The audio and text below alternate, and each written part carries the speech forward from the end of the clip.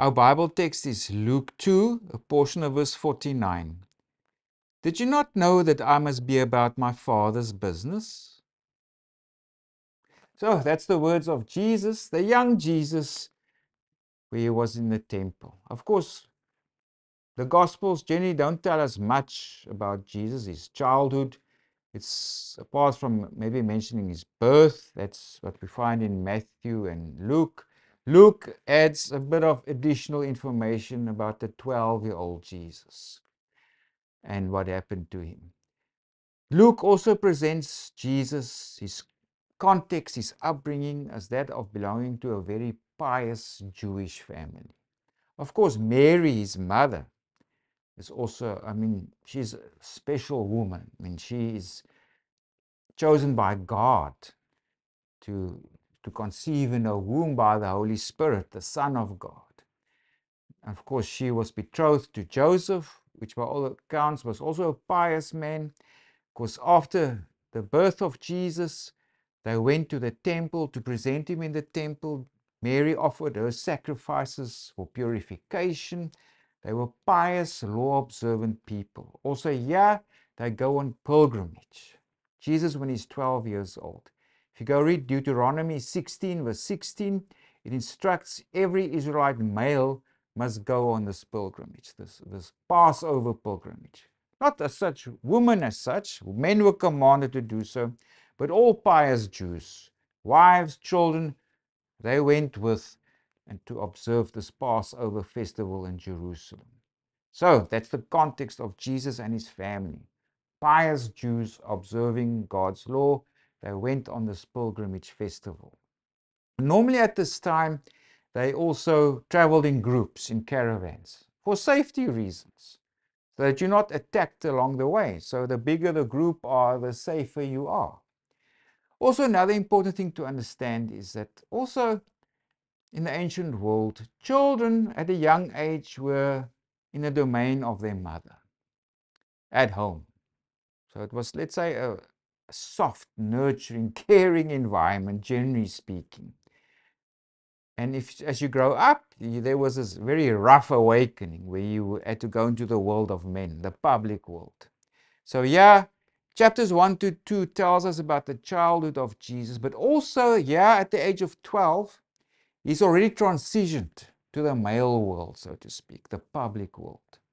Remember also, when a Jewish boy turned 13 years old, that is when he was expected to observe all the commandments. He reached adulthood, so to speak, at the age of 13. So Jesus was on the verge of that adulthood. 12. So there's this transition. Jesus is nearly there as an adult. But also, he's also transitioned in a way to the adult male world, for him, because he's now in a public setting. So there's all these other nuances also in the background. Jesus is on the verge of this adulthood. When he turns 13, he must observe all the commandments. But also, he's in a way already transitioned to the adult male world in public. But in teaching and learning context, there was normally a male domain. And he's in public in the temple, engaged with teachers. So, after the pilgrimage festival, lasted about 7 days, Passover, Mary and Joseph, of course, they returned with a caravan, and they thought that Jesus was with them, or with the caravan, with relatives, with acquaintances. So he's safe. Then they discovered Jesus is not there. So you can imagine, as parents, you are worried. You must go find your son, and they go back to Jerusalem. So they traveled a day, they discovered that Jesus is gone, and now they go back a day. And then for the third day, they were busy searching for him. And on the third day, they found him in the temple. Where is he? Seated amongst teachers. And he's an astonishingly clever boy at 12 years old. If you go read our Bible text. So they had found him in the temple, sitting in the midst of the teachers, both listening to them and asking them questions. And all who heard him were astonished at his understanding and answers. So there's a special boy here, being 12 years old. He stayed behind, away from his parents, like his biological mother, and also his, let's say, adoptive father or putative father, Joseph, and now he's on his own. Yeah, amongst the teachers. So it goes on. So when they saw him, they were amazed. And his mother said to him, "Son, why have you done this to us? Look, your father and I have sought you anxiously." Of course, yeah, they concern as parents, mother, father. But now Jesus speaks and he reveals also his true identity, who he really is. And that's our Bible text. He says, "Why did you seek me? Did, did you not know that I must be about my Father's business?" Interesting question is also how to translate the underlying Greek here. Some translations say, "Did you not know I must be in my Father's house?" Like this translation, like the New King James Version says, "Did you not know I must be about my Father's business?"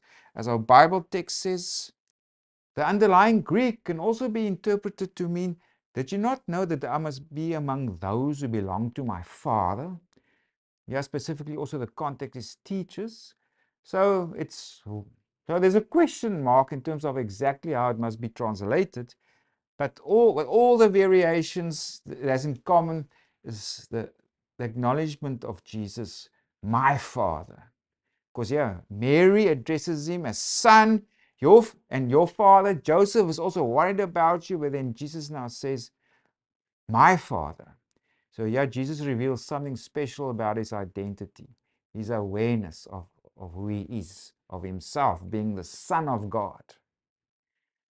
The narrative also goes on to explain that Jesus did go back with his parents, earthly parents, and that he was obedient to his parents as any good son should be, although he's the Son of God. And also interestingly, and Jesus increased in wisdom and stature and in favor with God and men. So Jesus increased in wisdom and stature and in favor with God and men. Jesus was a real human being. Yeah, he was a 12-year-old boy. Of course, he grew up from being a child, from an infant. So at this stage, he was still growing in wisdom, in stature, his spiritual growth, intellectual growth, social growth, etc. He was still maturing into adulthood, so to speak. So Jesus was a real human being, but already as a 12-year-old boy, he had a special awareness that I'm God's son, and I'm here in the temple, and I'm busy with the real important stuff of me being the Son of God.